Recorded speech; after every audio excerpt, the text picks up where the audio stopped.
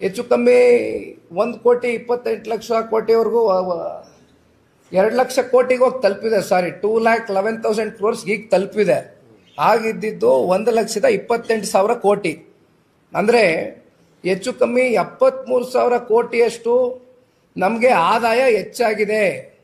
ತೆರಿಗೆ ಮೂಲಕ ಆದಾಯ ಹೆಚ್ಚು ಮಾಡಿದ್ದಾರೆ. ಈ ನಾಡಿನ ಜನತೆ ಮೇಲೆ ಪೆಟ್ರೋಲು, ಡೀಸೆಲ್ಲು, ಹಾಲಿನ ದರ, ಪ್ರಾಪರ್ಟಿ ಟ್ಯಾಕ್ಸು, ಇನ್ನು ನಾನಾ ರೀತಿಯಾದಂಥ ಟ್ಯಾಕ್ಸ್ಗಳು ಕಲೆಕ್ಟ್ ಮಾಡುವ ಮೂಲಕ 73,000 ಕೋಟಿ ನೀವು ಕಲೆಕ್ಟ್ ಮಾಡ್ತಾ ಇದ್ದೀರಾ ಅಂತಕ್ಕಂಥದ್ದಾದರೆ ಹೆಚ್ಚು ತೆರಿಗೆ ಎಲ್ಲಿ ಹೋಗ್ತಾ ಇದೆ ದುಡ್ಡು?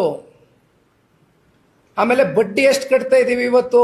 ವರ್ಷಕ್ಕೆ 45,600 ಕೋಟಿ ರೂಪಾಯಿಯಷ್ಟು ಬಡ್ಡಿ ಕಟ್ತಾ ಇದ್ದೀವಿ.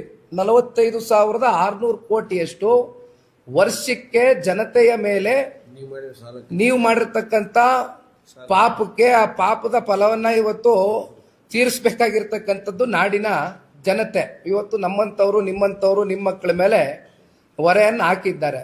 ಇನ್ನೊಂದು ಕಡೆ ಇವತ್ತು ನಾನು ನೋಡ್ತಾ ಇದ್ದೆ, ಕಳೆದ ವರ್ಷ